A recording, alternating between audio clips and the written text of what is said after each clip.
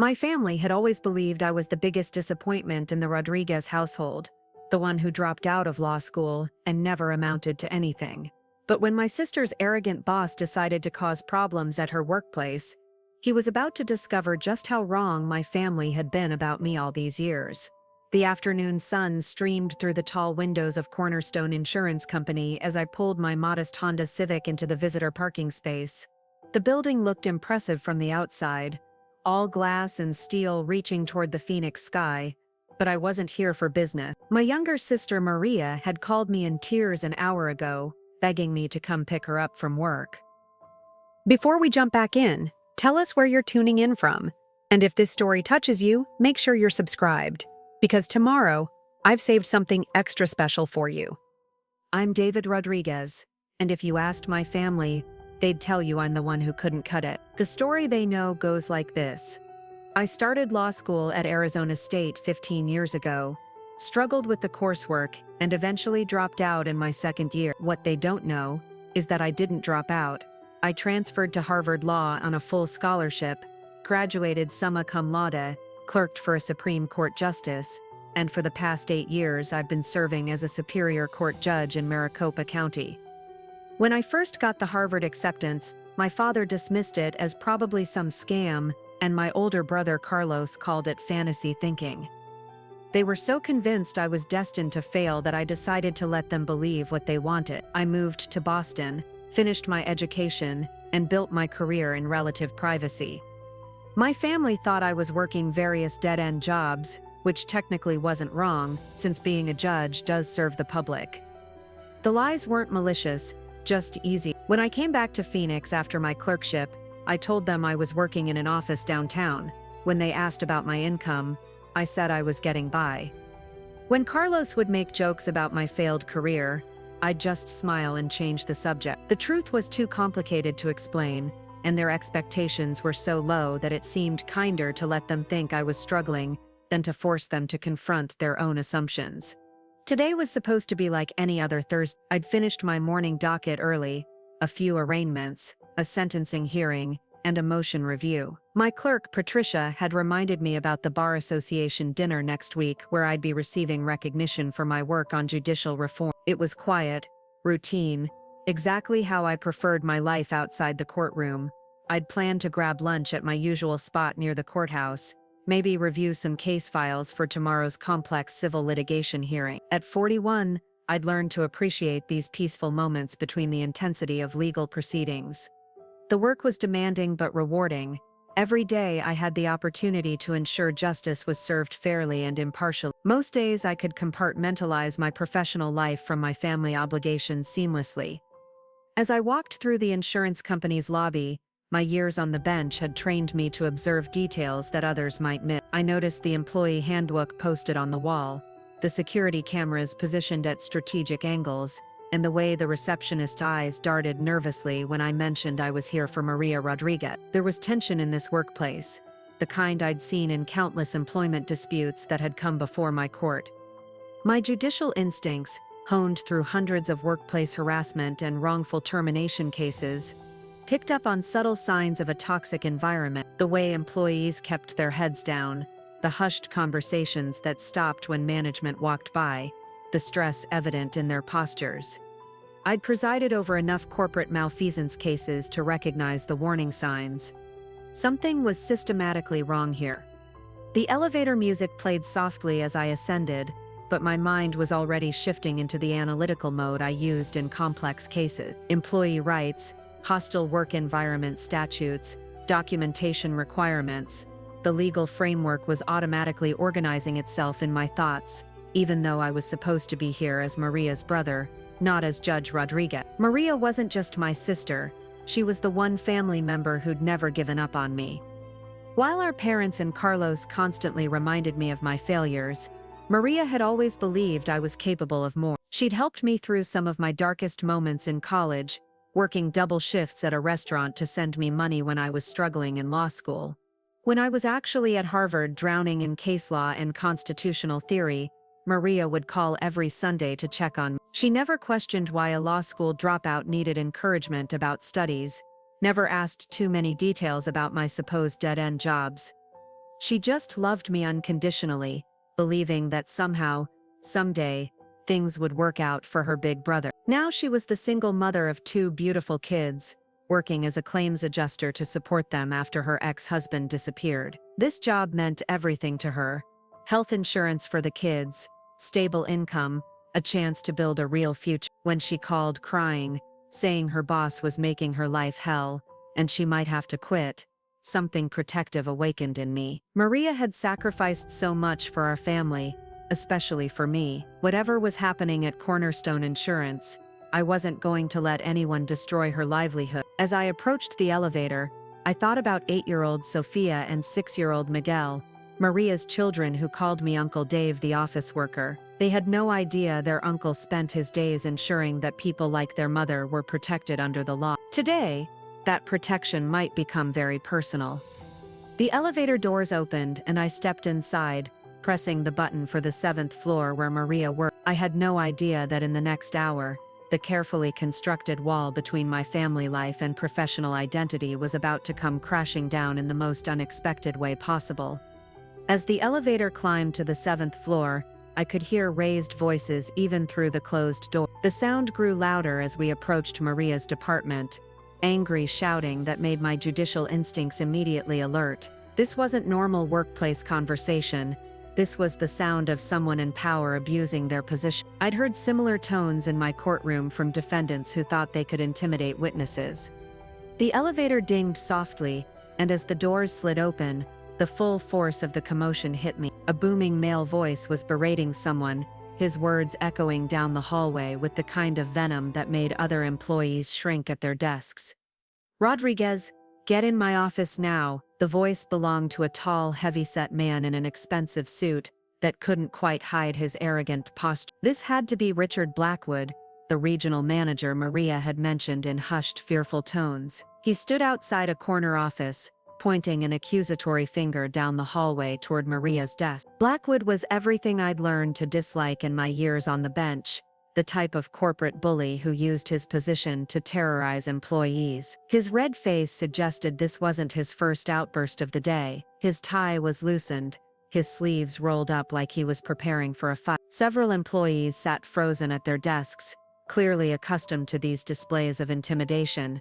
At 45, Blackwood carried himself like someone who'd never been challenged, never been told no by anyone who mattered. His corner office had floor-to-ceiling windows and awards covering the walls, the kingdom of a man drunk on his own power. I could see from his body language that he thrived on these moments of dominance, feeding off the fear he created in his subordinates. I watched as Maria slowly stood from her cubicle, her hands trembling slightly. Even from a distance, I could see she'd been crying. Blackwood's voice carried across the entire floor as he launched into his tirade. "Your claims processing is a joke, Rodriguez. These denials you've been writing are costing this company money." His tone was deliberately loud, designed to humiliate her in front of the entire department. "Maybe if you spent less time on personal calls and more time doing actual work, we wouldn't have this problem." I knew Maria well enough to know this was unfair. She was meticulous with her work, often staying late to ensure every claim was properly reviewed. But Blackwood wasn't interested in facts. He was interested in having a target for his frustration. I could see other employees stealing glances at the scene, their faces a mixture of sympathy and relief that they weren't in Maria's position. The accusations continued to fly, each one more baseless than the last. Blackwood accused her of being incompetent, lazy, and a drain on company resource. His voice echoed off the office walls, ensuring that everyone on the floor could hear every humiliating word. It was a calculated display of power, designed to break her spirit and set an example for the other employees. As I walked closer, trying to remain inconspicuous, Blackwood's aggression intensified. He stepped into Maria's personal space, using his size advantage to tower over her petite frame. His voice dropped to a threatening growl that only she and nearby employees could hear clearly, but his body language spoke volumes. "You know what I think, Rodriguez. I think you're not cut out for this job. Maybe it's time we discussed your future here, or lack thereof." He jabbed his finger uncomfortably close to her face. "Clean out your desk and get ready for a conversation about your employment status." I could see Maria's shoulders shaking now, whether from fear or anger. I couldn't tell. Other employees kept their heads down, clearly terrified they might become his next target. Preparing and narrating this story took us a lot of time. So if you are enjoying it, subscribe to our channel. It means a lot to us. Now back to the story. The entire floor had gone silent, except for the low murmur of Blackwood's continued threats. This was psychological warfare disguised as management. My legal training was cataloging every violation I witnessed: hostile work environment, public humiliation, intimidation tactics that clearly violated both company policy and federal employment law. But more than that, my protective instincts as Maria's brother were starting to override my judicial objectivity.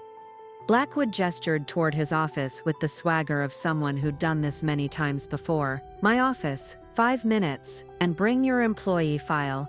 You're going to need it. The implication was clear. Maria was about to be fired, and he wanted to do it behind closed doors where there would be no witnesses to his methods.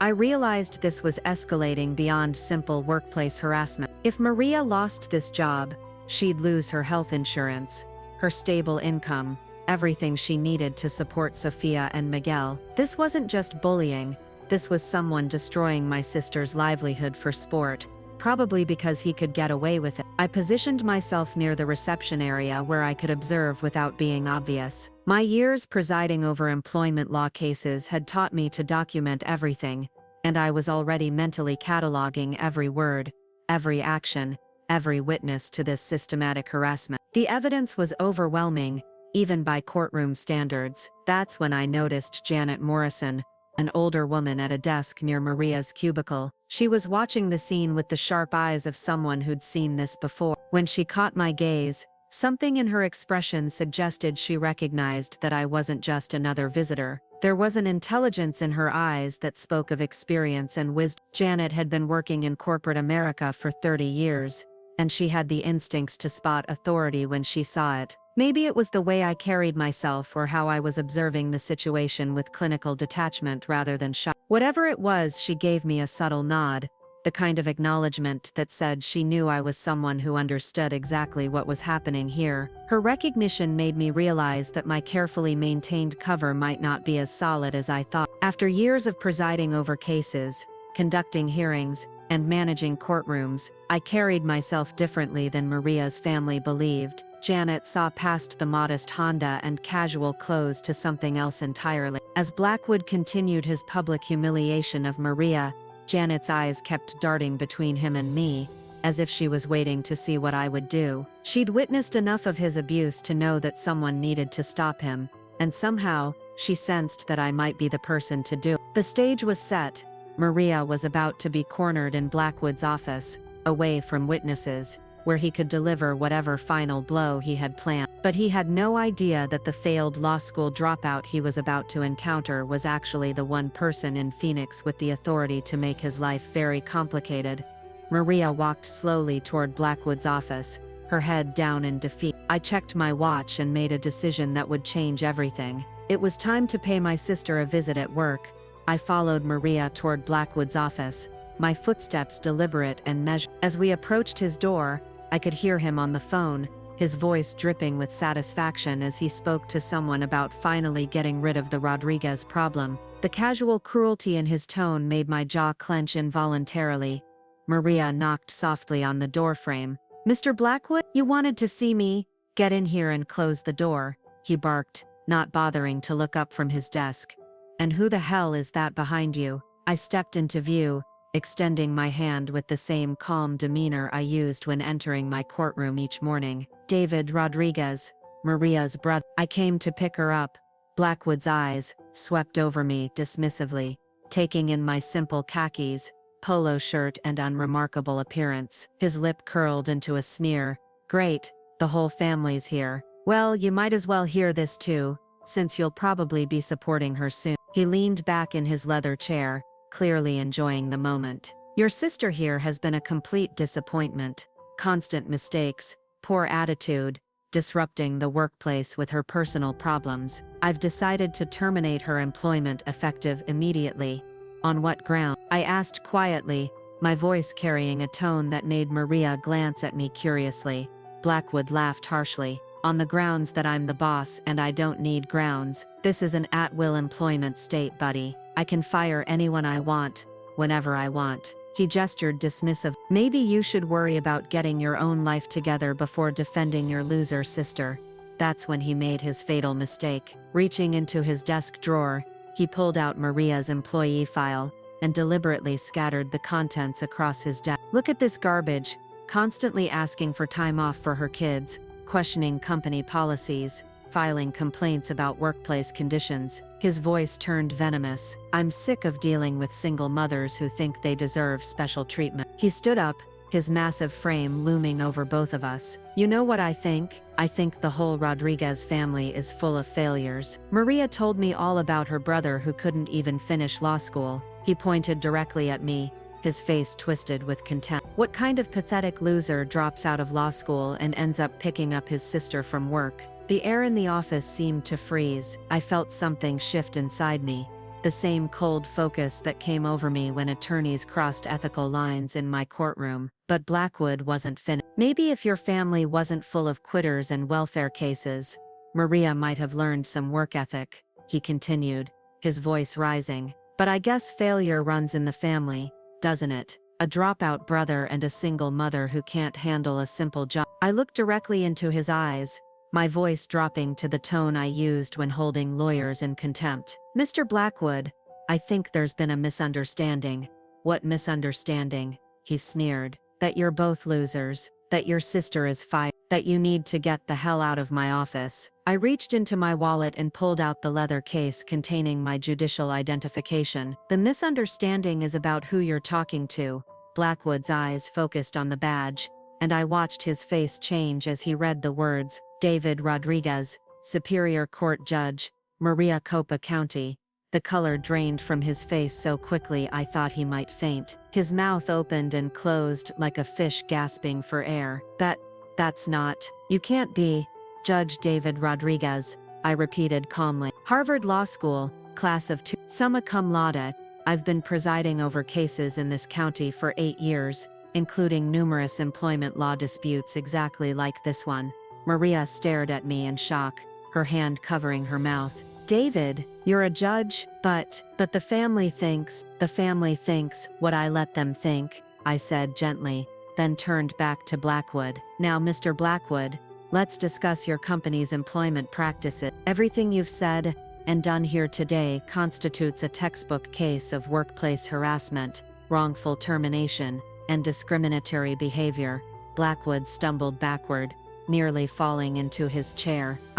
I didn't know, Judge Rodriguez. I had no idea. That's the problem with bullies, I said, my voice carrying the authority of 8 years on the bench. You never bothered to find out who you were actually dealing with. You saw a woman you could intimidate, and a man you could dismiss, and you decided to abuse your power. Janet Morrison appeared in the doorway, having followed the commotion. When she saw my identification, she smiled knowingly. I knew there was something about you, she said. 30 years in corporate America teaches you to recognize real authority. Blackwood was perspiring now, his earlier confidence completely evaporated. Your Honor, please, this is all a misunderstanding.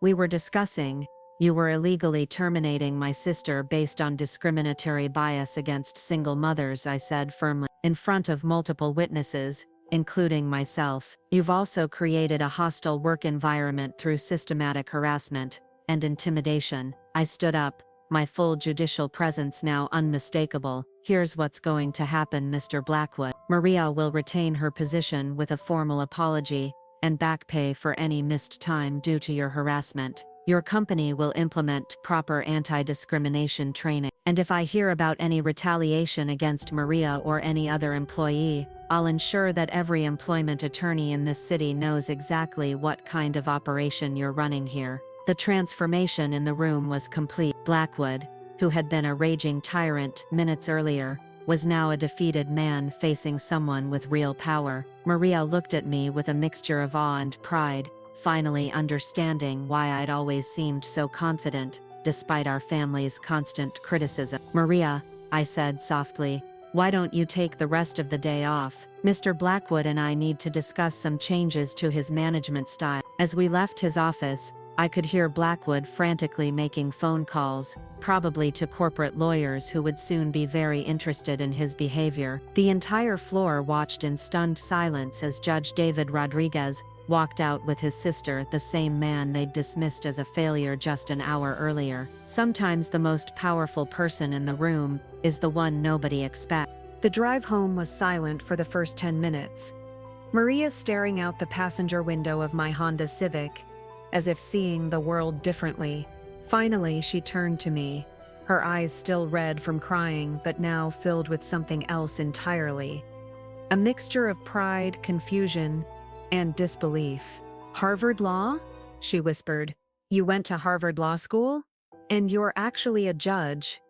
I nodded, keeping my eyes on the Phoenix traffic. "Superior Court, have been for 8 years.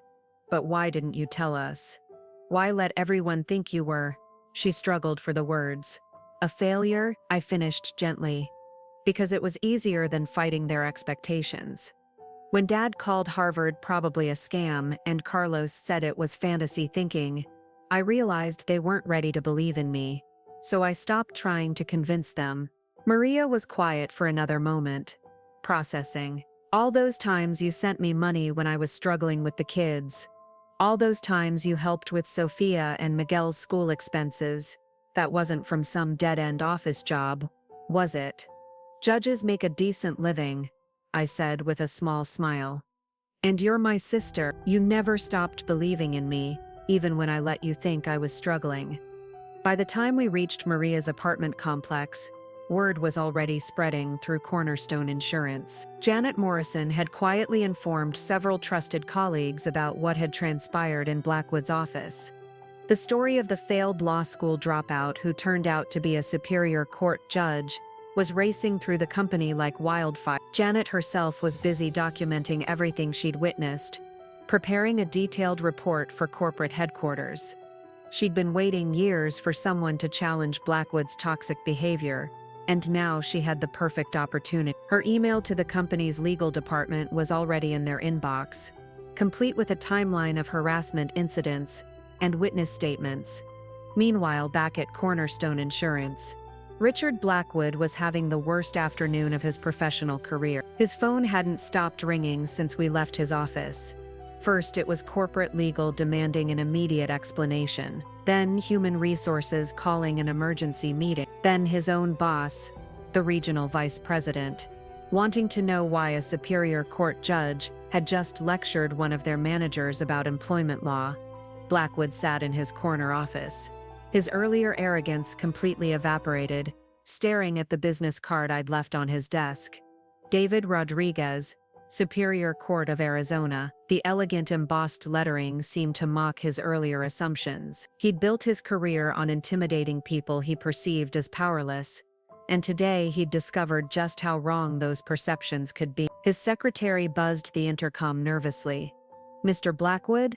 Corporate legal is on line 3. They say it's urgent." That evening, as I sat in my modest apartment reviewing case files for the next day's hearings, my phone began ringing. First, it was Carlos, my older brother who had always been the most vocal about my supposed failures. "David, what the hell is going on? Maria just called Mom crying, saying you're some kind of judge. She said you went to Harvard.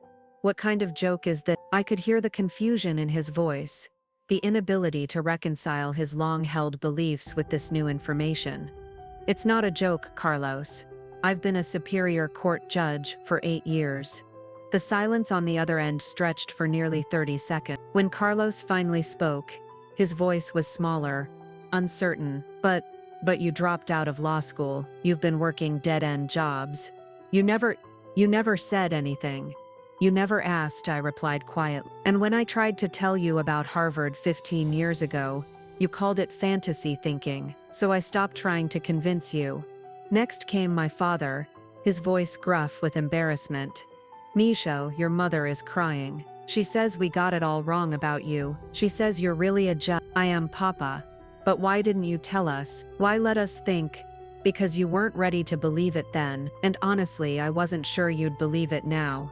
The conversation with my parents was longer, filled with apologies and explanations that should have happened years ago. My mother got on the phone, alternating between crying and demanding to know why I'd hidden such an important part of my life. The pain in her voice made me realize that my silence had hurt them too, in ways I hadn't considered. The next morning, the Arizona Republic's business section ran a small item about personnel changes at Cornerstone Insurance. Richard Blackwood had been reassigned to other duties pending a corporate review of management practices. The article didn't mention the specific incident, but industry insiders were already talking. Janet Morrison called me personally to thank me for intervening. In 30 years of corporate work, I've never seen someone get their comeuppance so completely, she said with satisfaction. Blackwood's been reassigned to the mailroom while they investigate his management practices. Maria's getting a promotion to senior claims adjuster, by the way. At the courthouse that morning, my clerk Patricia noticed I seemed different somehow. Good morning, Your Honor. I don't know, lighter today. Family stuff got resolved, I said simply, settling into my chair to review the day's calendar.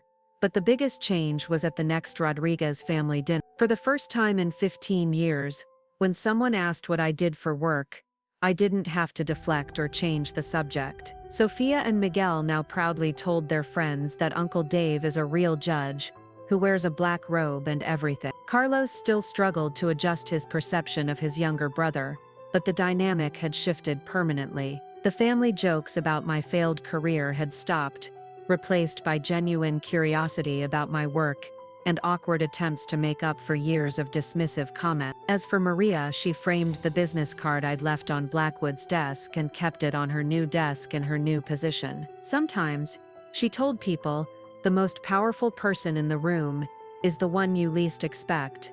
And Richard Blackwood. He learned that assumptions about people can be the most expensive mistakes you'll ever make. 3 weeks after the incident at Cornerstone Insurance, the ripple effects were still spreading through Phoenix's legal and business community. What had started as a workplace confrontation had become a cautionary tale that lawyers shared at bar association meetings and HR professionals discussed at seminars.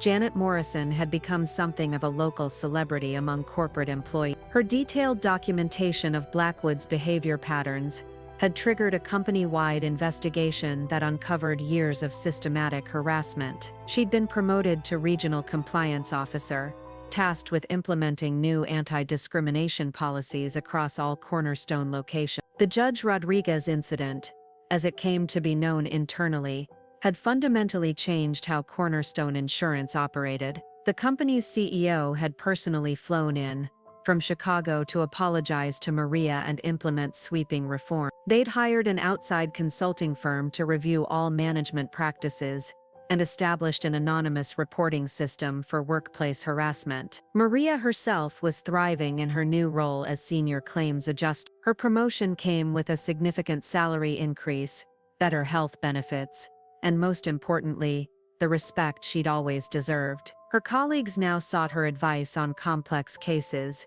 and she'd been asked to train new hires on proper claims processing procedures. But perhaps the most profound changes were happening within the Rodriguez family itself. The weekly family dinners at my parents' house had transformed from exercises in deflection into genuine conversations about my work and achievement. "Tell us about that case you mentioned," my mother would say, hanging on every word as I described complex legal proceedings. My father, who had spent decades dismissing my ambitions, now bragged to his friends about his son, the judge, with the same pride he'd once reserved for Carlos's engineering career. Carlos was struggling the most with the new reality. As the older brother who had always been the family's success story, he found it difficult to adjust to suddenly being overshadowed. Our relationship was slowly improving, but it would take time for him to process 15 years of being wrong about his younger brother. The Bar Association dinner, where I received recognition for judicial reform, had become a family affair. Maria attended as my guest, stunning in a dress she'd bought with her first promotion paycheck. My parents sat in the front row, beaming with pride as colleagues praised my work on streamlining court procedures and improving access to justice. Judge Patricia Hernandez, the chief judge who had mentored me throughout my career, introduced me that evening with words that finally gave my family the full picture of my professional achievement. Judge Rodriguez has presided over more than 3,000 cases, authored several precedent-setting decisions, and has one of the lowest reversal rates in the state appellate system. After the ceremony, my father approached me with tears in his eyes. "Misho, I owe you an apology that's 15 years overdue. We should have believed in you. We should have supported your dreams instead of dismissing them."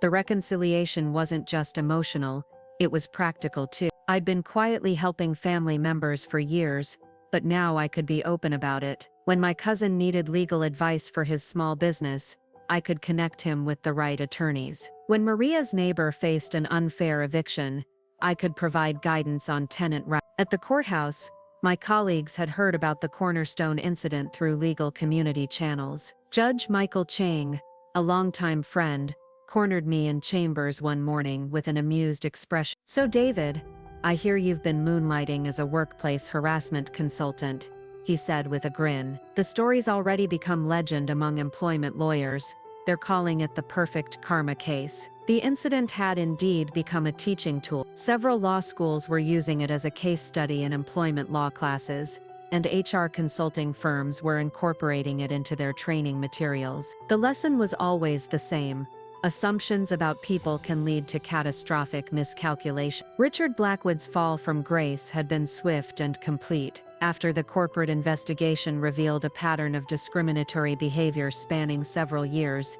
he'd been terminated with cause. Several former employees had come forward with their own stories of harassment, and Blackwood was now facing multiple civil lawsuits. His career in corporate management was effectively over. More importantly, the Cornerstone case had inspired other employees in similar situations to speak up. The local Equal Employment Opportunity Commission reported a 30% increase in workplace harassment complaints following media coverage of the incident. Janet Morrison had started a support group for employees dealing with toxic management, turning her experience into advocacy for others. For Sophia and Miguel, having a judge for an uncle had become the coolest thing imaginable. Sophia had written a school report about the judicial system that earned her an A+, while Miguel had started showing interest in law and justice. They'd visited my courtroom during a field trip, sitting in the gallery with wide eyes as I presided over a civil hearing. "Uncle Dave," Sophia had asked afterward, "do you put bad people in jail?" "Sometimes," I'd explained, "but mostly I try to help people solve their problems fairly." The transformation extended beyond our immediate family. Extended relatives, who had once offered awkward condolences about my struggles, now sought my advice on everything from traffic tickets to property disputes. Family gatherings had become networking opportunities, with cousins asking if I knew lawyers who specialized in various fields. The most satisfying change, however, was seeing Maria's confidence bloom. She'd started taking evening classes toward her bachelor's degree, something she'd always wanted but never thought possible. Her supervisor had recommended her for a management track program, and she was considering eventually pursuing her own law degree. "You know what's funny?" she told me one evening as we watched Sophia and Miguel play in her apartment complex's playground. "All these years I thought I was the only one who believed in you. Turns out, I just didn't know how right I was." The Rodriguez family had learned that success doesn't always announce itself with fanfare. Sometimes it works quietly in the background, wearing humble clothes and driving modest cars,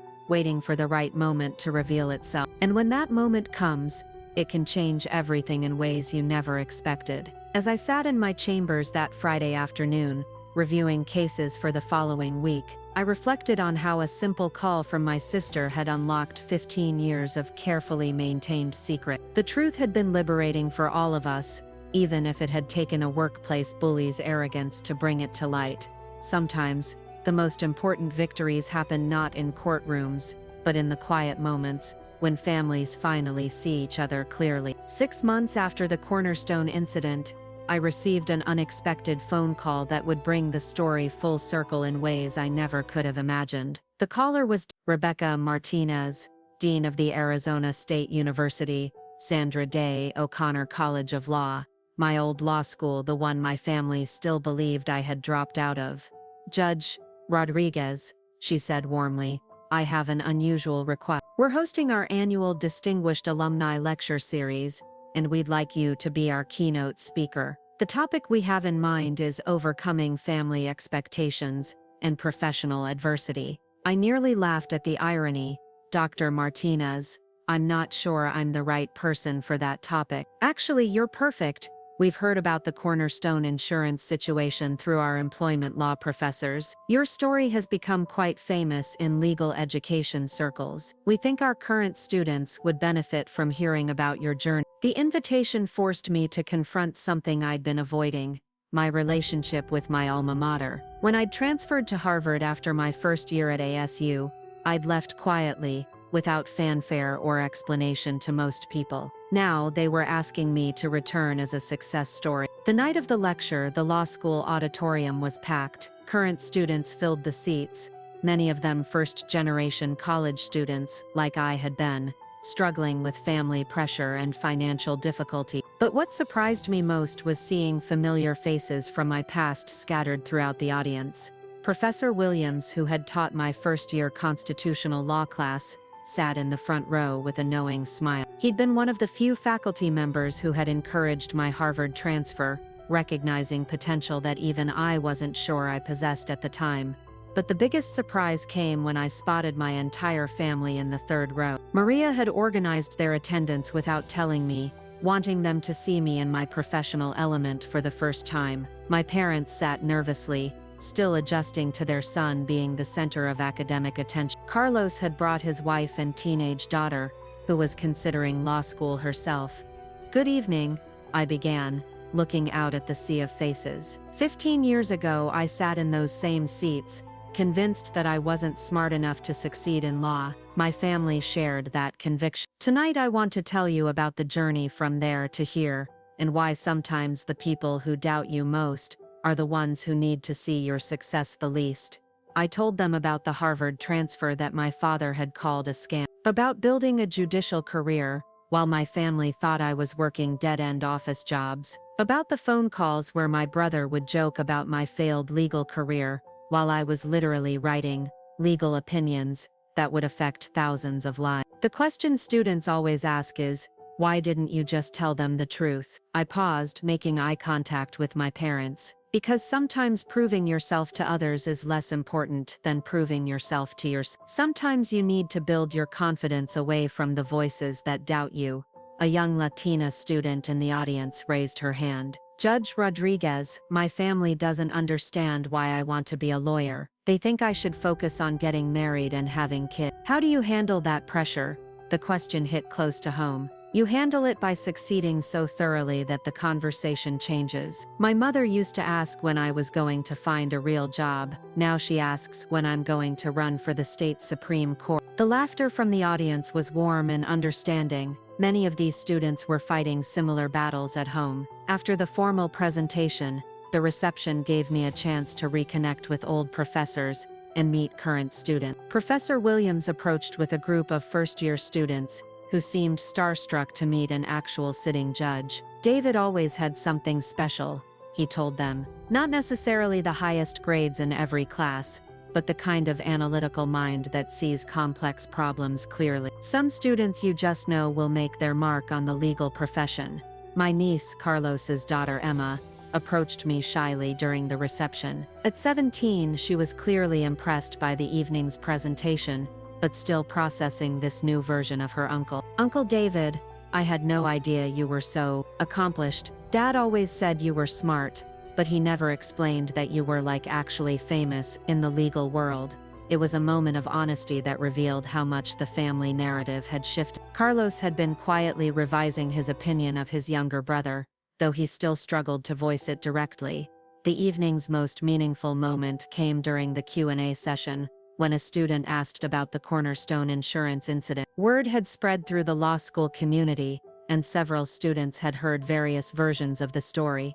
"What would you tell someone facing workplace harassment or discrimination?" the student asked. I thought about Maria, about Janet Morrison, about all the employees who had suffered under Richard Blackwood's toxic management. I'd tell them that documentation matters, witnesses matter, and that sometimes the most powerful person in the room is the one you least expect. But most importantly, I'd tell them that speaking up takes courage, but staying silent guarantees nothing will change.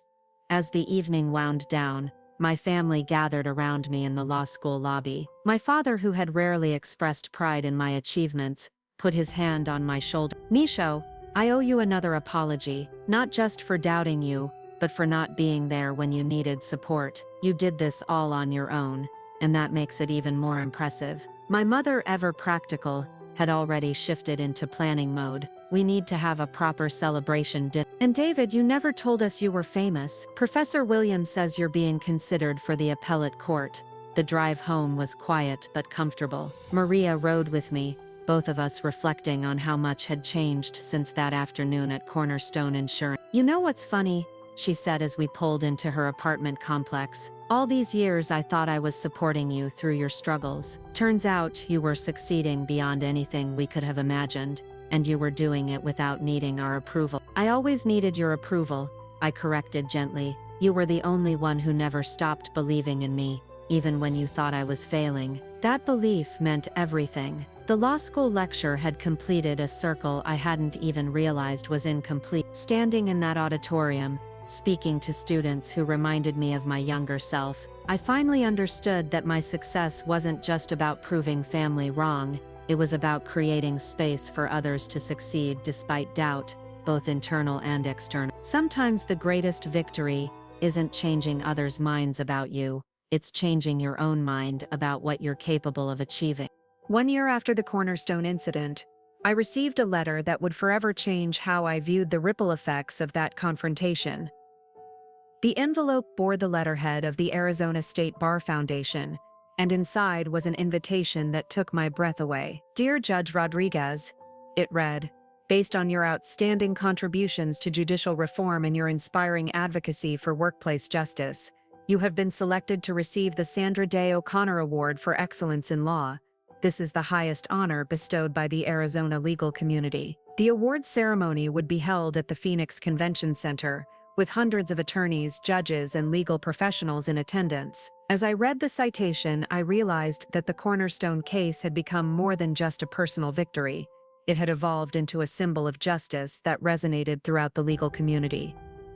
The weeks leading up to the ceremony brought a parade of interviews and profile pieces. The Arizona Republic ran a feature story titled, "The Hidden Judge: How David Rodriguez Built a Distinguished Career While His Family Thought He'd Failed." The article traced my journey from the family disappointment to one of the state's most respected jurists. But the real surprise came when Maria called me 3 days before the ceremony, her voice bubbling with excitement. "David, you'll never guess what happened.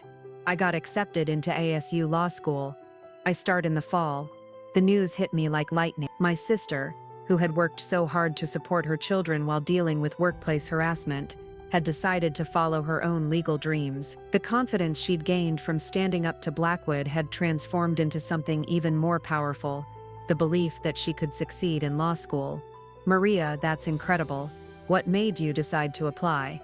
"Watching you that day at Cornerstone," she said without hesitation. "Seeing how you used the law to protect people, to make things right, I realized that's what I want to do too.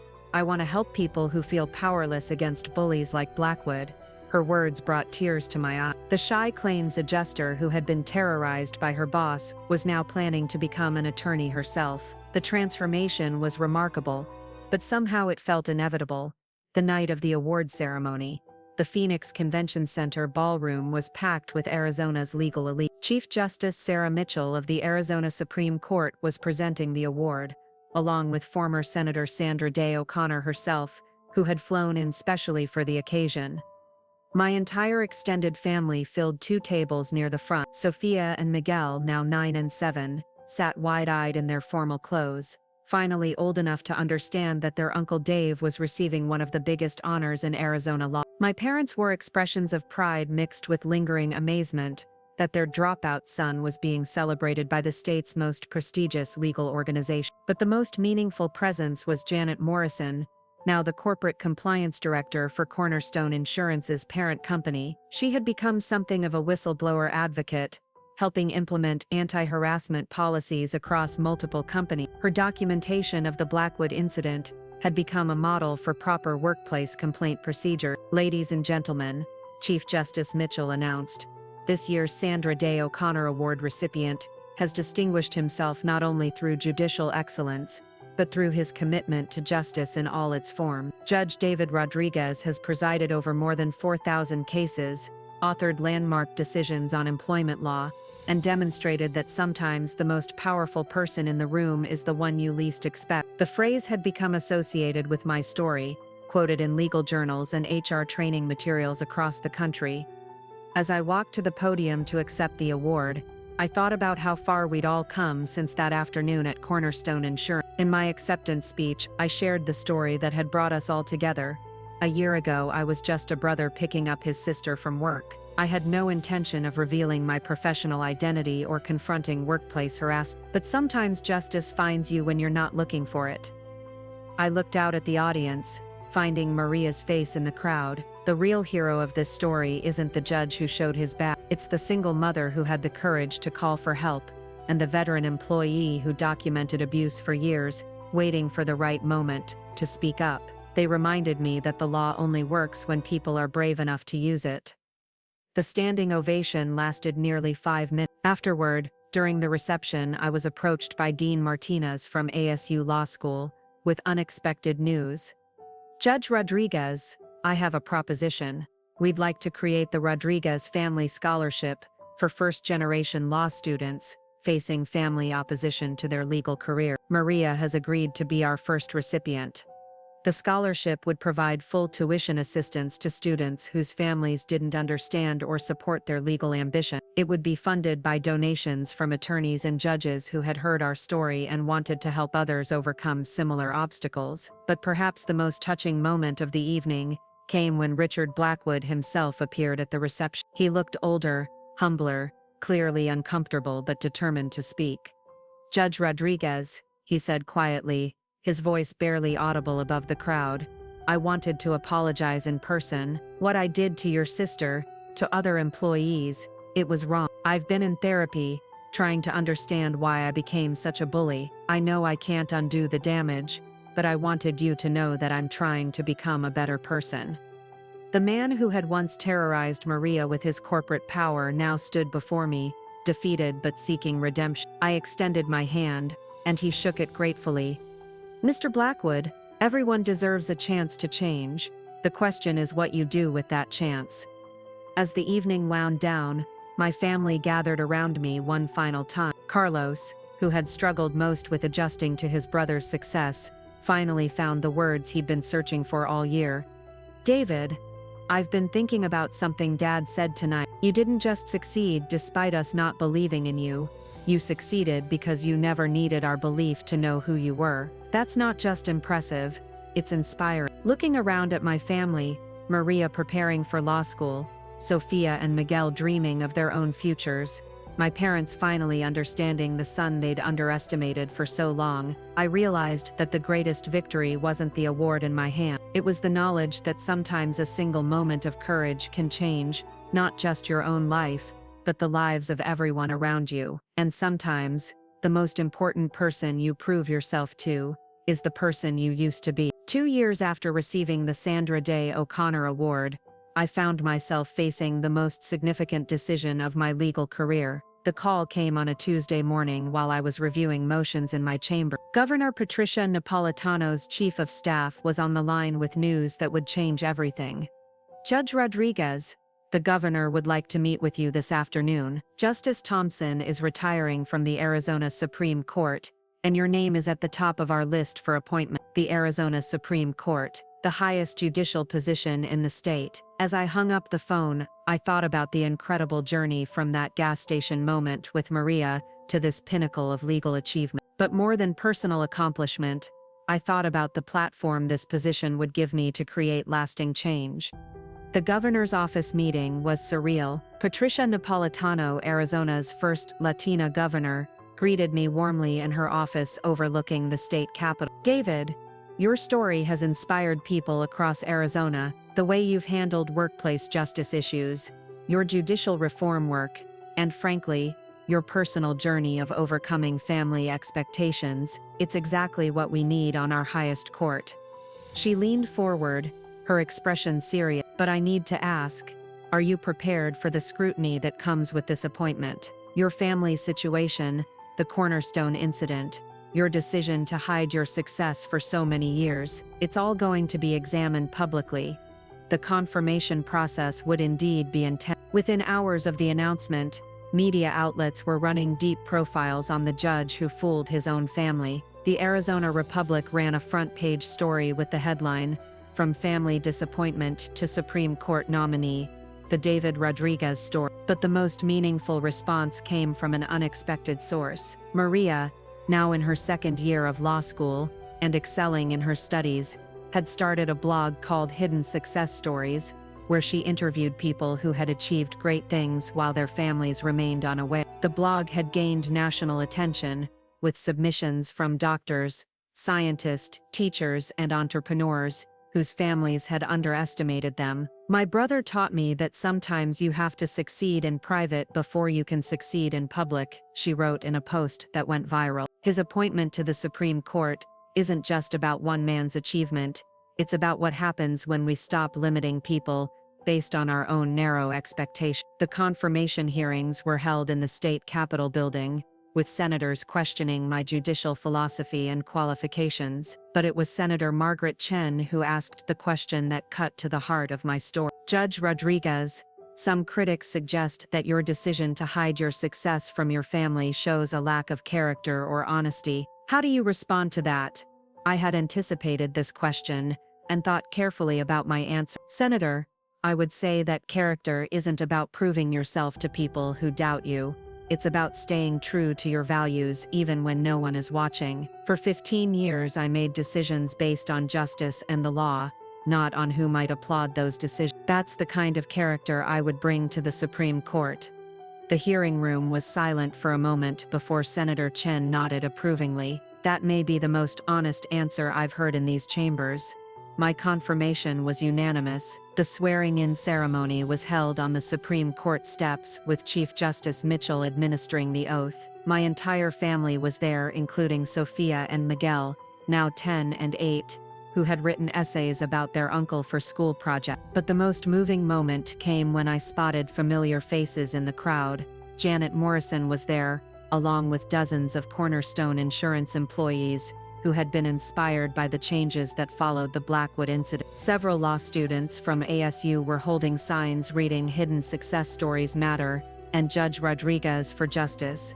Even more surprising was the presence of Richard Blackwood, standing at the back of the crowd. He had spent the past 2 years in therapy and community service, working to make amends for his past behavior. His presence was a reminder that people could change, even those who seemed irredeemable. In my inaugural address as the newest justice of the Arizona Supreme Court, I spoke about the responsibility that comes with hidden power and unexpected authority. Today I stand before you not just as Justice Rodriguez, but as someone who learned that the most important victories happen not when the world is watching, but when you think no one is paying attention. The law works best when it protects people who have no other protection, when it speaks for those who cannot speak for themselves.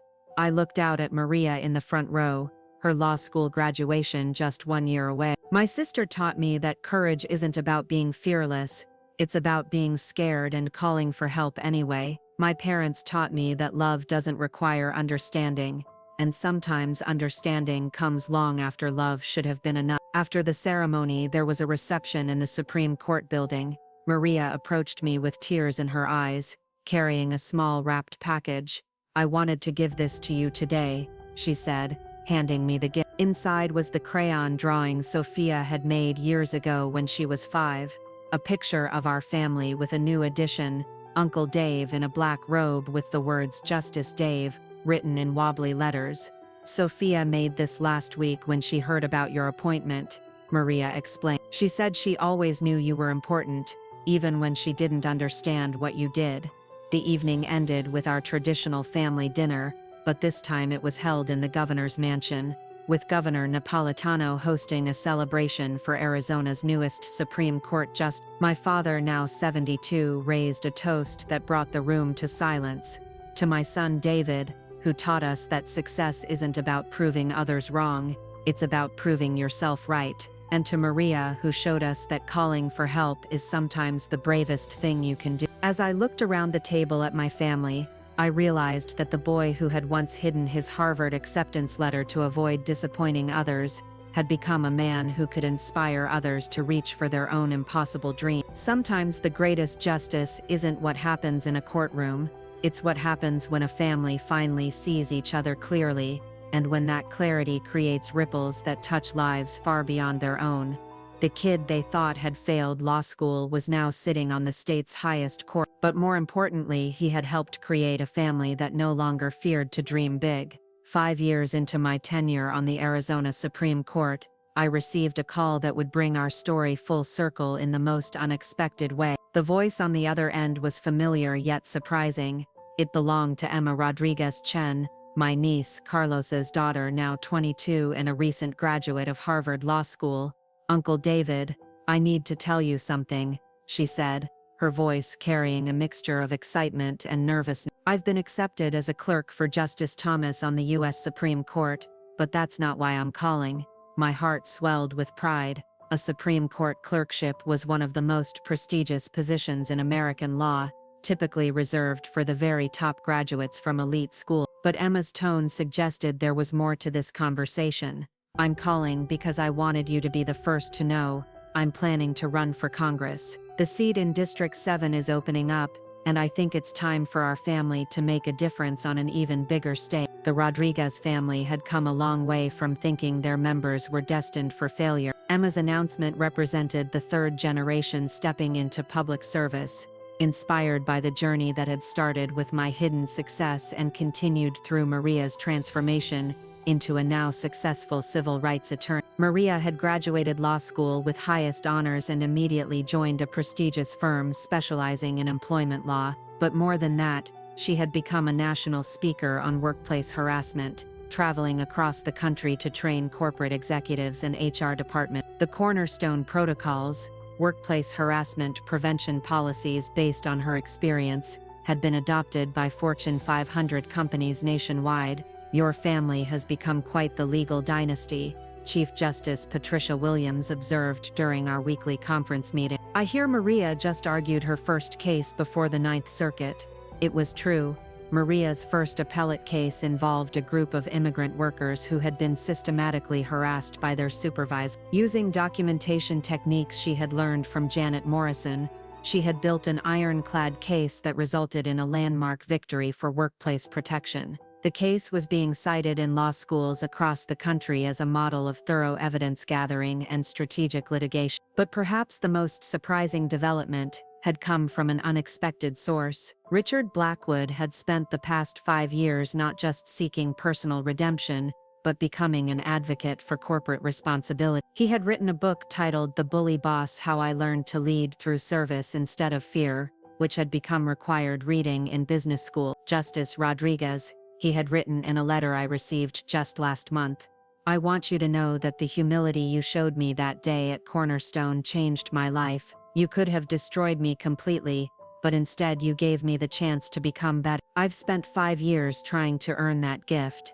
Blackwood now ran a consulting firm that helped companies identify and eliminate toxic management practices. His first-hand experience as a workplace bully, combined with his genuine remorse and commitment to change, had made him surprisingly effective at reaching executives who might otherwise dismiss harassment concerns. The ripple effects of our story had reached even further than I could have imagined. Sophia, now 15, had started a nonprofit organization called Hidden Talents that helped teenagers from low-income families discover and develop abilities their families might not recognize or value. Her work had been featured in Teen Vogue and had attracted attention from major foundations. Miguel, at 13, had shown such promise in debate and public speaking that several prestigious prep schools were already recruiting him. More importantly, he had started a peer mediation program at his middle school that helped resolve conflicts before they escalated to serious disciplinary action. "Uncle David," Sophia had told me at our last family dinner, "I used to think success meant being famous or rich, but watching our family, I've learned that real success is when your courage helps other people find their own courage." The wisdom in her words reminded me of something Justice Sandra Day O'Connor had said during my swearing-in ceremony. The measure of a judicial career isn't the cases you decide, but the lives you inspire to seek justice. As I sat in my Supreme Court chambers reviewing cert petitions for the upcoming term, I reflected on how dramatically our family narrative had changed. The annual Rodriguez family gatherings now included not just our immediate family, but also law clerks, former clients, students who had received scholarships, and even former Cornerstone employees who had been inspired to pursue their own dreams. Janet Morrison, now 58, and the chief compliance officer for a major corporation, had become something of a family friend. She often joined our holiday celebrations, sharing stories of other workplace transformations she had witnessed. "Your family taught me that documentation is important," she would say, "but courage is everything."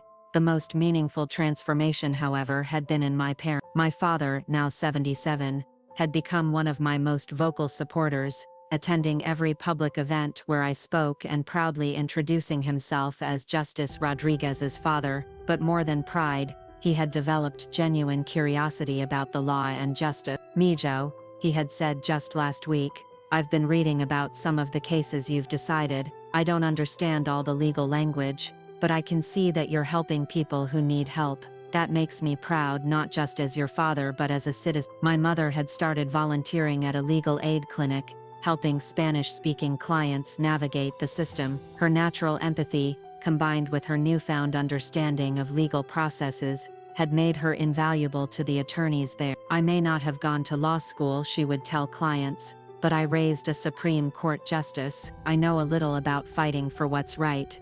The phone rang, interrupting my reflection. It was Maria calling with news that would add another chapter to our ongoing story. "David, I just got off the phone with the White House Personnel Office. They want to interview me for a position in the Civil Rights Division of the Justice Department. Can you believe it? The girl who used to be terrified of her boss might end up working for the federal government." As I hung up the phone, I realized that our story wasn't really about a judge who hid his success from his family. It was about what happens when one moment of courage creates expanding circles of possibility that touch lives far beyond anything you could have imagined. Sometimes the most important victory isn't the one that gets the headlines. It's the one that inspires someone else to believe they can win their own battle. 10 years after that fateful afternoon at Cornerstone Insurance, I stood before the United States Senate Judiciary Committee, preparing for what would be the most scrutinized hearing of my career. President Alexandra Martinez had nominated me for the United States Supreme Court, making me potentially the first justice whose path to the nation's highest court had begun with hiding his success from his own family. "Justice Rodriguez," Senator Patricia Williams began, her voice carrying the weight of constitutional responsibility, "your story has inspired millions of Americans, but it has also raised questions about transparency and authenticity. How do we reconcile the judge who hid his achievements for 15 years with the justice who would interpret the Constitution for all Americans?" The question had been expected, but its implications were profound. Seated behind me in the gallery was my entire extended family, a constellation of achievement that had grown from that single moment of truth. Maria, now Deputy Director of the Civil Rights Division at the Department of Justice, sat next to Emma, who had just announced her candidacy for Arizona's 7th Congressional District. "Senator," I replied, looking directly into the cameras that would carry my words across the nation, "transparency to the public and authenticity in private are not the same thing. For 15 years I made judicial decisions based solely on the law and Constitution, not on who might approve of those decisions. That independence of thought, that ability to act according to principle rather than expectation, is exactly what the Supreme Court required." The hearing room was silent as I continued. "The Constitution doesn't ask us to prove ourselves to our families. It asks us to prove ourselves worthy of the trust placed in us by the American people. Every decision I've made on the Arizona Supreme Court has been guided by that principle." Chairman Robert Chen leaned forward. "Justice Rodriguez, some have suggested that your family's initial lack of faith in your abilities actually strengthened your judicial character. Can you elaborate on that?" I thought about Sophia, now 20 and a junior at Stanford studying public policy, who had testified earlier about how our family's story had inspired her generation to pursue public service despite doubt or opposition. I thought about Miguel, 18 and headed to Harvard in the fall on a full scholarship, who had started a national youth mediation program.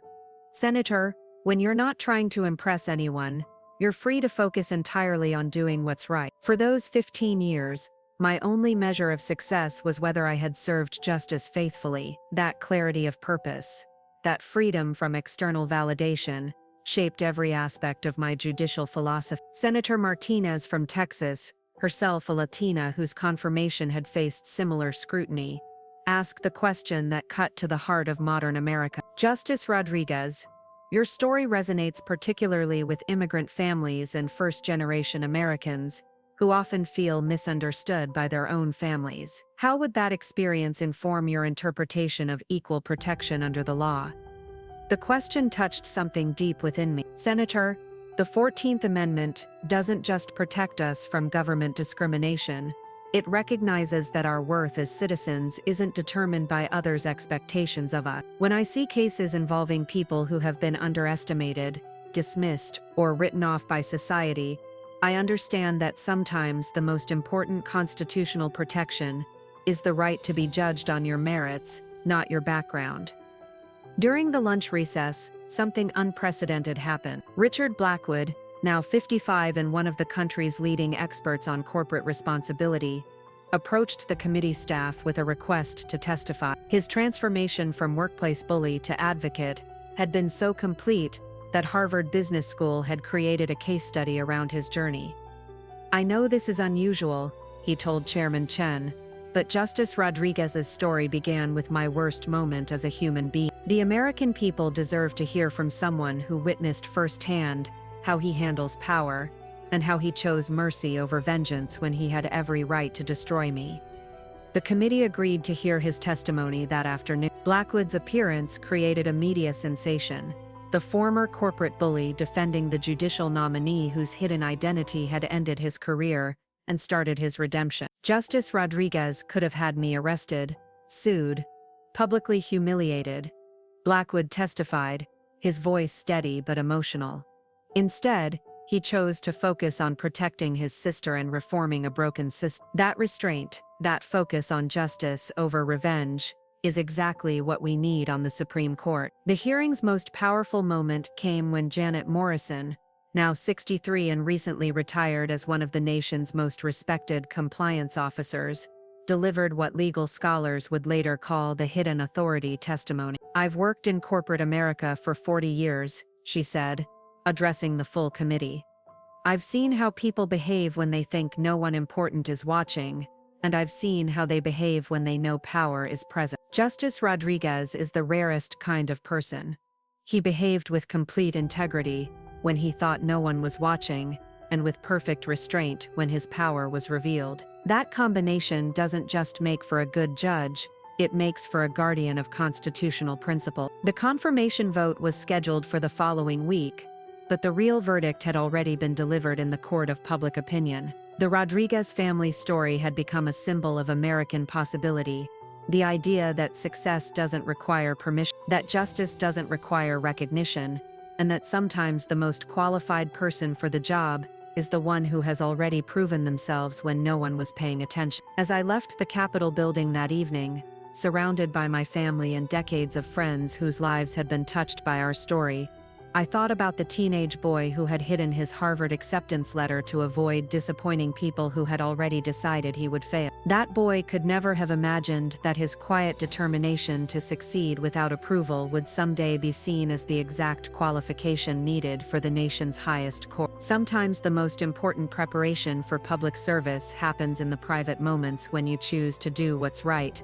simply because it's right, not because anyone will notice or applaud. The Senate would vote next week, but the real judgment had been made years ago in a gas station office in Phoenix, when a man chose protection over pride, justice over revenge, and the long view over the immediate satisfaction of being right. Now that man stood ready to serve on the highest court in the land, carrying with him the lesson that true authority comes not from the power others give you, but from the character you build when you think no one is watching. The confirmation vote came on a crisp October morning, exactly 10 years and 7 months after I had first revealed my judicial identity in Richard Blackwood's office. The Senate chamber was packed with spectators, including an unprecedented number of young law students who had traveled from across the country to witness what many were calling the hidden success confirmation. The question before the Senate, announced Vice President Sarah Chen, is whether to confirm the nomination of David Rodriguez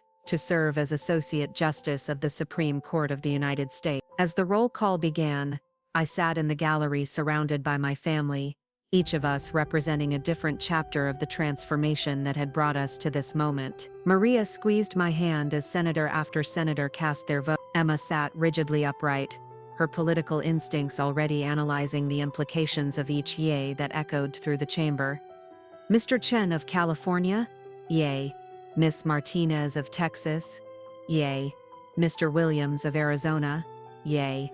The vote wasn't even close. 76-24, with even some opposition party senators acknowledging that my judicial record spoke louder than any political considerations. When Vice President Chen announced the final tally, the gallery erupted in applause that lasted nearly 5 minutes. But the moment that would forever be etched in my memory came immediately after the vote. My father, now 82 and using a walker, slowly stood and began clapping. One by one, the entire Rodriguez family rose, then the law students, then senators from both parties, creating a standing ovation that seemed to capture not just approval of my nomination, but recognition of what our family's journey represented. The swearing-in ceremony 3 weeks later was held on the steps of the Supreme Court, with Chief Justice Williams administering the oath. President Martinez had insisted on a public ceremony, saying, "Justice Rodriguez's story belongs to the American people, and they deserve to witness this moment." As I raised my right hand and repeated the words that would make me the 108th Justice of the Supreme Court, I caught sight of a familiar face in the crowd. There, standing near the back with tears streaming down her face, was the elderly receptionist from Cornerstone Insurance, who had first witnessed the confrontation with Blackwood. She had flown in from Phoenix at her own expense, telling reporters that she had to see how the story ended. But it was the presence of current Cornerstone employees that truly moved me. Janet Morrison had organized a company-sponsored trip for dozens of workers who had been inspired by the changes that followed the Blackwood incident. They wore matching t-shirts reading Hidden Heroes, and their presence served as a living reminder of how workplace justice could transform entire organizations. After the ceremony, Chief Justice Williams pulled me aside for a private conversation that would frame my entire tenure on the court. "David, you're joining us at a unique moment in constitutional history. The court faces questions about public trust, about whether we're too removed from the real experiences of ordinary Americans. Your story gives you a unique perspective on that challenge." In the weeks following my confirmation, I received thousands of letters from Americans who saw their own experiences reflected in our family's journey. Single mothers facing workplace harassment, first-generation immigrants whose families doubted their ambitions, students hiding their academic achievements to avoid family pressure. All had found hope in the idea that quiet perseverance could lead to extraordinary outcomes. My first day in the court was both overwhelming and surprisingly familiar.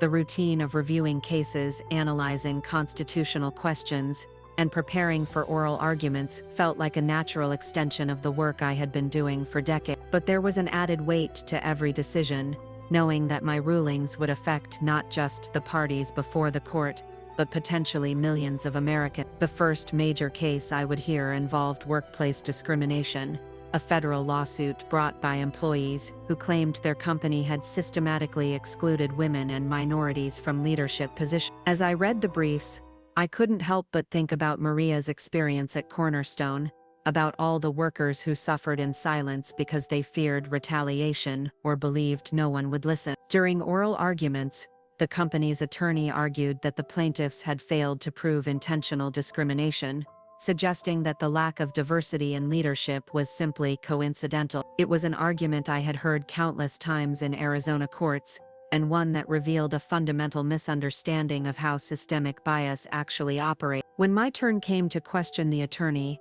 I asked, "Counsel, in your experience, Do discriminatory practices typically announce themselves with obvious intent, or do they more often hide behind seemingly neutral policies and unexamined assumptions? The question, informed by years of seeing how workplace bullies like Blackwood operated, cut to the heart of modern discrimination law. The attorney struggled to respond, clearly unprepared for a justice who understood the subtle mechanisms of workplace bias from both legal and personal experience. After the arguments concluded, I walked through the Supreme Court building, past portraits of previous justices who had shaped American law for centuries. Many had come from privileged backgrounds, elite families, who expected their success. I was perhaps the first justice whose path to the court had been shaped by family doubt rather than family expectation.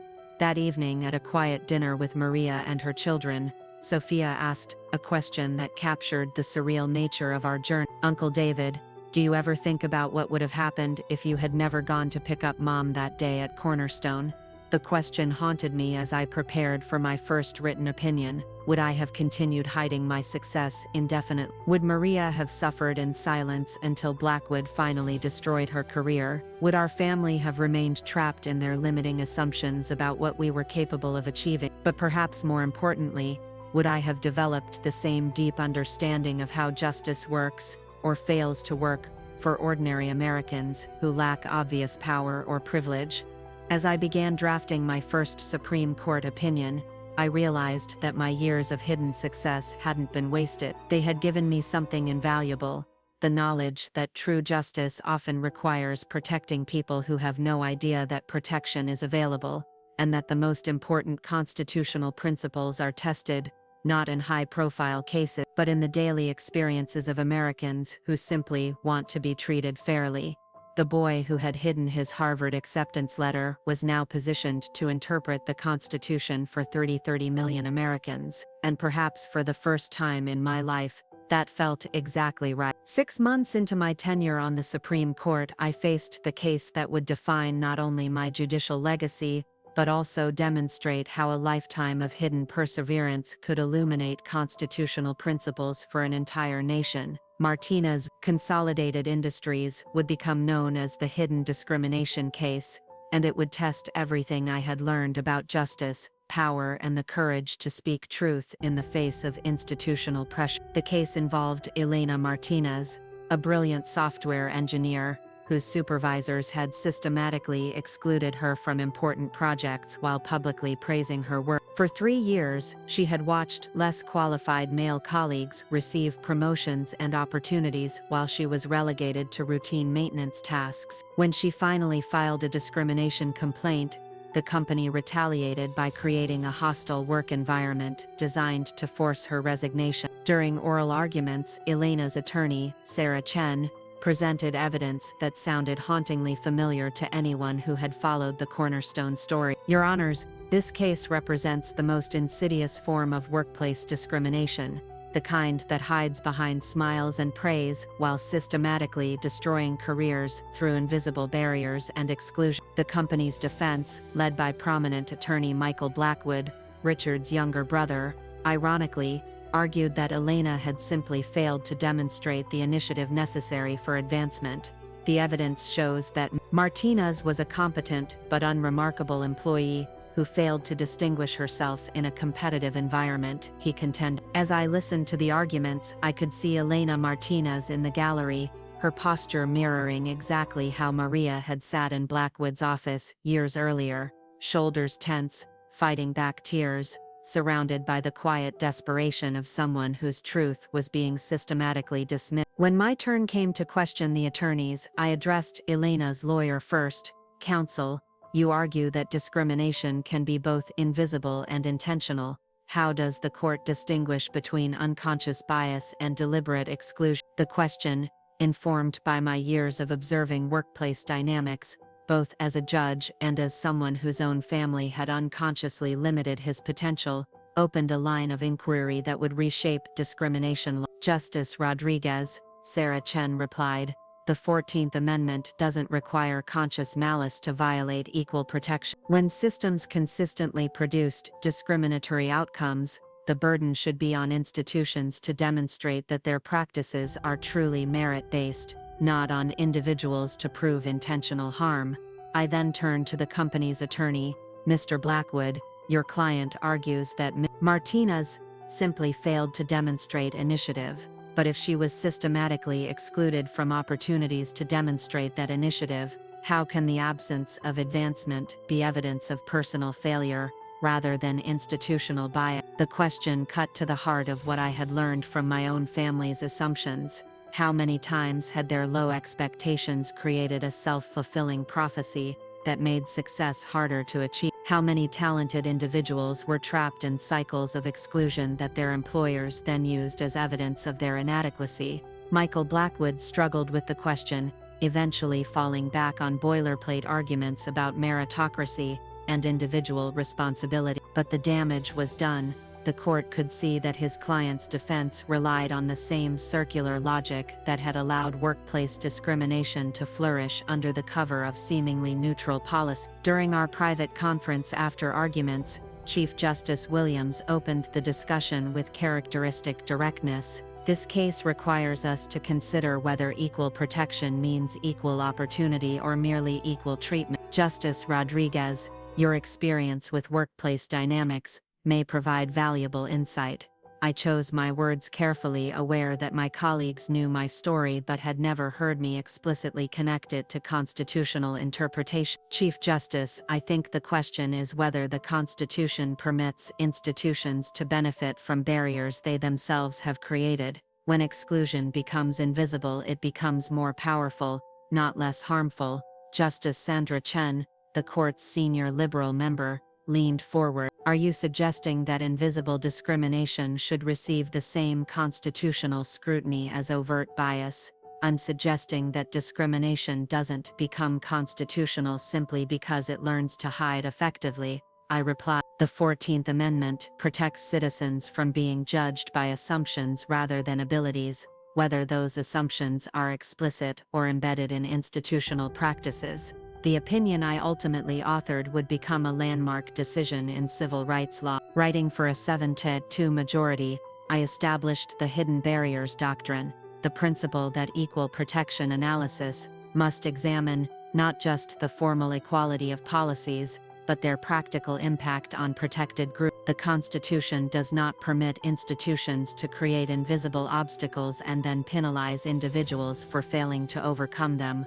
I wrote, when systematic exclusion masquerades as merit-based selection, the 14th Amendment requires courts to look beyond surface neutrality to examine whether equal opportunity truly exists. The decision had immediate nationwide impact. Companies scrambled to review their promotion practices, universities examined their admissions procedures, and government agencies faced new scrutiny over hiring and advancement policies. Legal scholars called it the most important workplace rights decision in decades. But for me, the most meaningful response came in the form of thousands of letters from workers across America who recognized their own experiences in Elena Martinez's story. A software developer in Seattle wrote, Justice Rodriguez, your decision gave me the courage to speak up about exclusion I had been experiencing for years but could never prove. A teacher in Alabama said, I finally understood that the problem wasn't my lack of ability,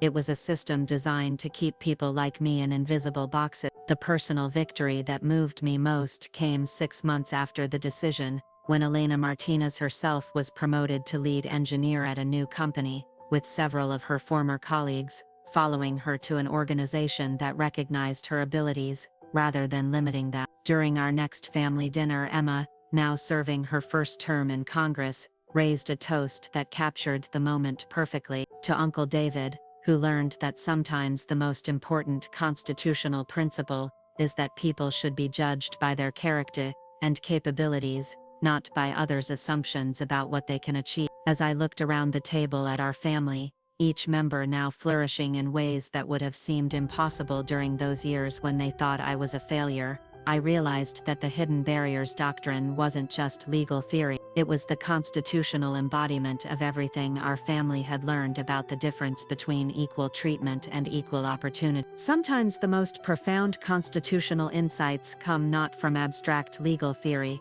but from understanding what it feels like to have your potential dismissed by people who never took the time to see who you really were. 15 years had passed since that transformative afternoon at Cornerstone Insurance. And as I sat in my Supreme Court chambers reviewing the latest batch of cert petitions, I received a call that would bring our family's journey full circle in the most unexpected way possible. The voice belonged to Dr. Sofia Rodriguez Martinez, my now 30-year-old niece, calling from her office at the Rodriguez Institute for Hidden Potential, a think tank she had founded to study and dismantle systemic barriers to achievement. "Uncle David, I have news that I think will amaze even you," she said, her voice carrying the same excitement I remembered from her childhood. "We've just completed the most comprehensive study ever conducted on workplace transformation, and our findings are being published in the Harvard Law Review." The catalyst for the research, the Cornerstone Insurance case study. The study, titled The Rodriguez Effect: How Individual Courage Creates Institutional Change, had tracked the long-term impacts of our family's story across multiple sectors. The findings were staggering. Companies that had implemented Cornerstone protocols showed 40% higher employee retention, 25% increased diversity in leadership positions, and measurably improved workplace culture. More importantly, these organizations had become breeding grounds for what researchers termed hidden success stories. Employees whose potential had been overlooked until systematic changes gave them opportunities to flourish. But that's not the most incredible part, Sophia continued. We traced the career trajectories of over 10,000 individuals who were inspired by our family's story to pursue dreams their families didn't support. The success rate is unprecedented. 78% achieved goals that their family members had considered impossible. As she spoke, I thought about Miguel, now 28 and serving as the youngest federal judge in Arizona's history. His appointment the previous year had made headlines, not just for his age, but for his innovative approach to restorative justice that drew directly from the mediation techniques he had developed as a teenager. The boy who had once mediated middle school conflicts was now transforming how the federal judiciary handled community-based offenses. There's more, Uncle David. Emma's congressional work on hidden barriers legislation has been adopted in 12 states, and she's being mentioned as a potential Supreme Court candidate herself. The Rodriguez Family Foundation has provided scholarships to over 5,000 first-generation students, and Mom's Legal Clinic has become the model for workplace justice advocacy nationwide. After her successful tenure at the Justice Department, she had returned to Arizona to establish the Rodriguez Legal Center, focusing specifically on employment discrimination cases. Her approach, combining Janet Morrison's documentation techniques with the legal strategies that had emerged from my Supreme Court decisions, had achieved a 92% success rate in workplace harassment cases. But perhaps the most meaningful development had been my parents' evolution into advocates themselves. My father, now 87, had become a sought-after speaker on the topic of recognizing hidden potential in family members. His talks, titled The Son I Never Saw, drew standing ovations from audiences who recognized their own failures of perception in his honest accounts of dismissing my early achievement. My mother at 85 had written a memoir called Loving Beyond Understanding that had become required reading in family counseling programs. Her central thesis, that love doesn't require comprehension, but comprehension makes love more powerful, had influenced therapeutic approaches to family communication across the country. The institutional changes had been equally profound. Harvard Law School had established the Rodriguez Scholarship for students whose families actively opposed their legal career. Arizona State University had created the Hidden Potential program, designed to identify and nurture students whose abilities were being overlooked by traditional assessment methods. Even Cornerstone Insurance had become a case study in corporate transformation, with their current CEO regularly speaking about how one employee's courage had revolutionized their entire organizational culture. But it was the personal stories that moved me most deeply. Richard Blackwood, now 70, had just published his 5th book on leadership transformation and was preparing to donate his entire fortune to anti-bullying initiative. His journey from workplace tyrant to advocate had inspired thousands of managers to examine their own behavior and make fundamental changes. Janet Morrison, retired but still actively consulting, had developed training programs used by Fortune 5. Her methodologies, born from documenting my confrontation with Blackwood, had prevented countless instances of workplace harassment and created safer environments for millions of employees. The ripple effects had reached even further than I could have imagined. Elena Martinez, whose Supreme Court case had established the hidden barriers doctrine, now served as the Director of Equal Opportunity for the entire federal government. Her work implementing my constitutional principles across government agencies had created a template for institutional change that was being studied internationally. Uncle David, Sophia concluded, we estimate that our family story has directly or indirectly impacted over 1 million lives. People who found the courage to reveal hidden talents, families who learned to recognize potential they had overlooked, institutions that discovered they were wasting human capital through unconscious bias.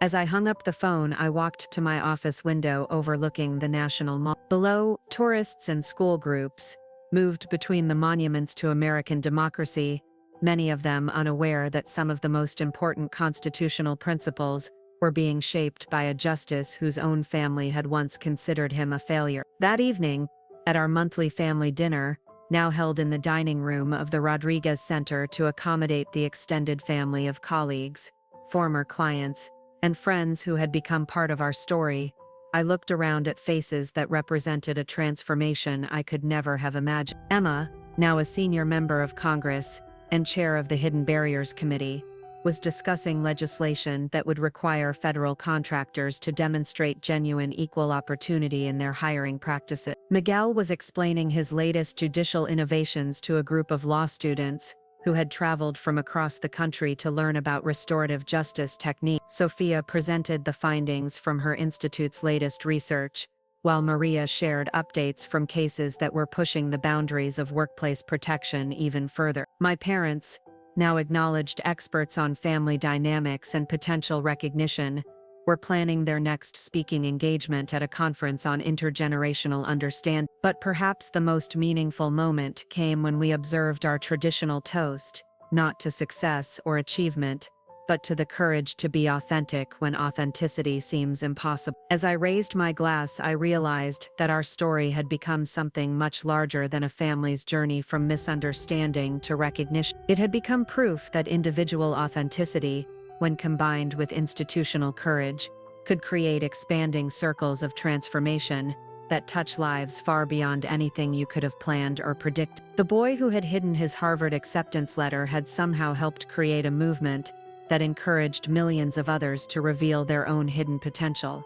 20 years after that pivotal afternoon at Cornerstone Insurance, I found myself in an unexpected place of reflection. The occasion was my 60th birthday, and my family had organized what they called a legacy celebration at the Supreme Court building. As I walked through the Great Hall, past the marble columns and beneath the inscription "Equal Justice Under Law," I carried with me a leather portfolio containing 20 years' worth of letters from people whose lives had been touched by our story. The first letter was from a janitor in Detroit who had revealed to his family that he'd been attending night school for 8 years and had just graduated with a degree in electrical engineering. Justice Rodriguez, he wrote, "Your story taught me that I didn't need my family's permission to become who I was meant to be. I'm now the head electrician at Ford Motor Company." The second was from a young mother in rural Montana who had hidden her acceptance to medical school from her husband, fearing his reaction. "After reading about your family's journey, I found the courage to tell him the truth. He was shocked at first, but now he's my biggest supporter as I finish my residency in pediatric surgery." Hundreds of similar stories filled the portfolio, each one a testament to the idea that authentic courage is contagious, that one person's decision to reveal their truth can give others permission to embrace their own hidden potential. But as I prepared for the evening's celebration, I found myself wrestling with questions that had followed me throughout my judicial career. Had our story truly created positive change, or had we simply been fortunate enough to live in a time when such transformation was possible? Was courage really contagious, or did it require specific conditions to flourish? The answers came during the celebration itself, in a way I never could have anticipated. The evening began with remarks from Chief Justice Williams, who had become not just a colleague, but a close friend over our years of serving together. Justice Rodriguez, she said, addressing the assembled crowd of family, friends, colleagues, and beneficiaries of various Rodriguez family initiatives. Your judicial philosophy has been shaped by a unique understanding of hidden potential. But tonight, I want to speak about something else: the courage required to remain authentic when authenticity demands sacrifice. She was referring to something few people knew about my tenure on the court. 3 years earlier, I had been offered the position of Chief Justice when Williams announced her intention to step down. The appointment would have made me the first Hispanic Chief Justice in American history, a milestone that would have secured my place in constitutional history. I had declined the appointment.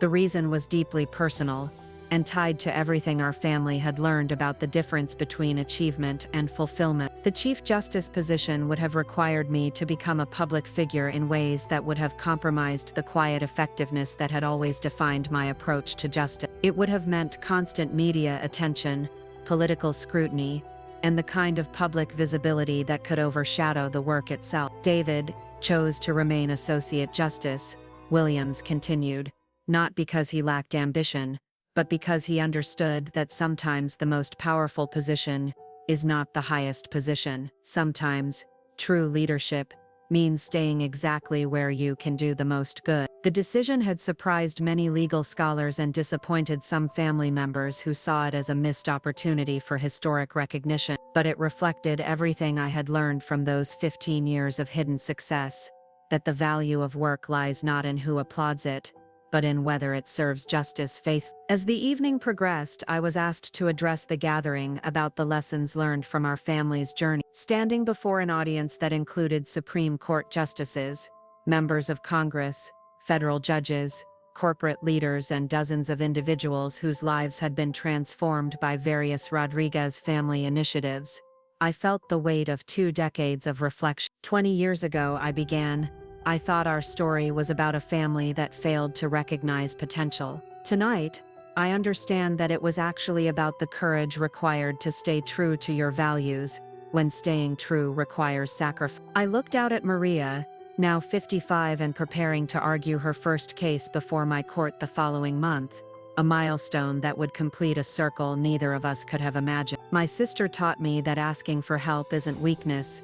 It's the courage to admit that some battles are too important to fight alone. I found Miguel in the audience, his federal judicial robes exchanged for a simple suit, but his bearing still carrying the dignity of someone who had learned early that justice requires both authority and humility. Miguel showed us that leadership isn't about being the oldest or most experienced person in the room. It's about bringing wisdom to conflicts that others want to avoid. Sophia caught my eye and smiled, her institute's research having just been cited in a case that would reshape educational access for underestimated students. Sophia demonstrated that studying our own transformation isn't narcissism, it's the responsibility we owe to others who might benefit from understanding how change actually happens. Emma, now being mentioned seriously as a presidential candidate, represented something even more profound: the idea that public service could be an expression of family values, rather than an escape from them. But it was my parents, now in their late 80s, whose presence reminded me of the most important lesson of all. They had taught me, through their own journey from doubt to pride, that love doesn't require understanding to be real, but understanding makes love more powerful. The question people often ask, I continued, is whether I regret those 15 years of hiding my success. The answer is no. Those years taught me that authenticity isn't about revelation, it's about integrity. It's about making decisions based on your values, rather than others' expectations, whether those others are skeptics or support. I paused, looking around at faces that represented not just personal relationships, but institutional changes that had rippled outward from our family's moment of truth. Our story isn't really about hidden success, I concluded. It's about the courage to remain yourself when being yourself requires defending principles that others might not understand or appreciate. And sometimes, the most important audience for that courage is the person you're becoming. As the celebration wound down, I realized that the true measure of our journey wasn't the positions we'd achieved or the recognition we'd received. It was the knowledge that we had stayed true to our values, while creating space for others to discover their own hidden potential. The boy who had once hidden his Harvard acceptance letter had learned that the most important secret isn't the one you keep from others, it's the one you refuse to keep from yourself. 25 years after that life-changing afternoon at Cornerstone Insurance, I received a call that would reveal the most profound truth of our entire journey. The voice belonged to Patricia Martinez, head of the National Institute for Social Psychology, and what she was about to tell me would fundamentally change how I understood everything that had happened to our family. Justice Rodriguez, she said, her voice carrying the weight of groundbreaking discovery, we've just completed the most comprehensive longitudinal study in social science history. We've been tracking the outcomes of individuals who hide their achievements from family members, and the results are extraordinary. I was in my chambers, now 65 and preparing for what I had announced would be my final year on the Supreme Court. The call came on a quiet Friday afternoon, exactly 25 years to the day since I had walked into Blackwood's office and changed everything. Dr. Martinez, what kind of study are you referring to? We've been following 50,000 individuals across 3 generations who concealed major achievements from their families. The findings challenge everything we thought we knew about family dynamics, success, and human potential. She paused, and I could hear papers rustling in the background. Justice Rodriguez, the data shows something remarkable. Individuals who successfully hide significant achievements from their families, for extended periods, develop what we're calling authentic success syndrome, a psychological profile that makes them exponentially more effective in positions of genuine authority. My hands tightened around the phone. What do you mean? People who succeed without family validation develop several crucial traits: immunity to external pressure, decision-making based purely on merit and principle, and most importantly, an almost supernatural ability to recognize hidden potential in others. Justice Rodriguez, your judicial decisions have been analyzed by our team. Your accuracy rate in identifying cases that would create positive societal change is 94%, the highest in Supreme Court history. The revelation hit me like lightning. All those years of thinking I was simply avoiding family conflict, I had actually been developing the very skills that would make me most effective as a judge. But there's more, Dr. Martinez continued. The study shows that families who eventually discover and embrace a member's hidden success undergo what we call exponential transformation. These families don't just accept the successful member, they develop an enhanced ability to recognize and nurture potential in all family members. I thought about Sophia's Institute, Miguel's judicial innovations, Emma's legislative breakthroughs, Maria's legal center. Our family hadn't just accepted my success, we had become a launching pad for recognizing and developing potential that might otherwise remain hidden. Dr. Martinez, are you suggesting that hiding my success actually made our family stronger? Justice Rodriguez, your family has become the most studied case of intergenerational transformation in social science. But here's what will amaze you. The pattern you established is now being replicated across the country. We've identified over 100,000 families who have undergone similar transformations after discovering hidden achievements in their members. That evening, our family gathered for what had become our traditional Friday dinner, but tonight felt different. As I looked around the table at faces representing not just personal success, but institutional change that had touched millions of lives, I realized we had all been part of something much larger than we understood. I have something to share with all of you, I began, setting down the research study Dr. Martinez had sent over. We've been part of the largest social science study in history, and the findings explain why our story has resonated with so many people. As I shared the research findings, I watched my family's faces transform from surprise to amazement, to something approaching awe. We hadn't just stumbled into an unusual family dynamic, we had inadvertently discovered a formula for human potential that was now being studied and replicated worldwide. So you're saying, Sophia asked, her voice filled with wonder, that Uncle David, hiding his success wasn't just a personal choice, it was actually a catalyst for all of us to become better versions of ourselves.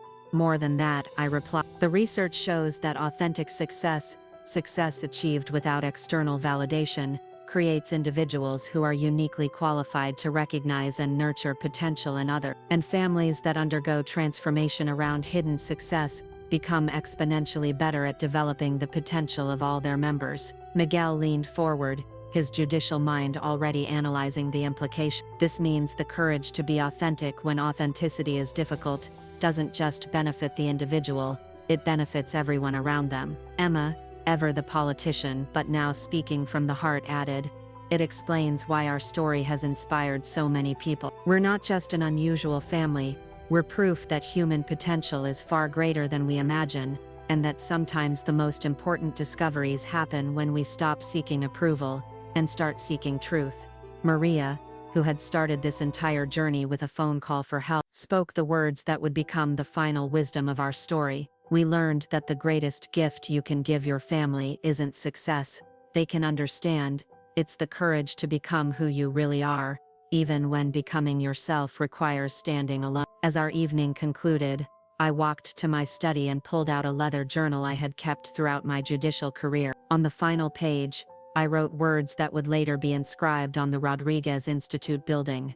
"The most profound truth about human potential is this: we are all capable of extraordinary things, but extraordinary things require the courage to be authentic when authenticity demands sacrifice." The boy who hides his Harvard acceptance letter might become the justice who transforms constitutional law. The daughter who calls for help might become the attorney who changes federal policy. The family who learns to see clearly might become the example that helps a million other families discover their own hidden potential. True success isn't about proving others wrong, it's about staying so true to your principles that you inspire others to discover their own truth. And sometimes the most important moment in a family's history is when someone has the courage to reveal who they really are, even when that revelation changes everything. The real secret was never that I was a judge. The real secret was that we were all capable of becoming more than anyone imagined, including ourselves.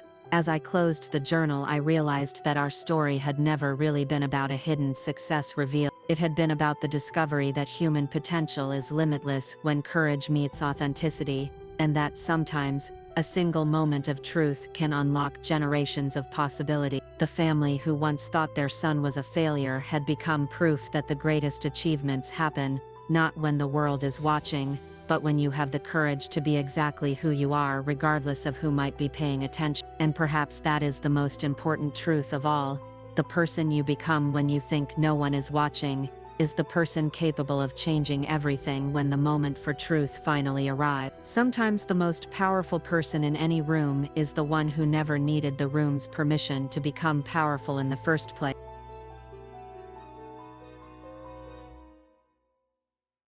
You've got 2 more standout stories right on your screen. If this one hit the mark, you won't want to pass these up. Just click and check them out. And don't forget to subscribe and turn on the notification bell so you don't miss any upload from us.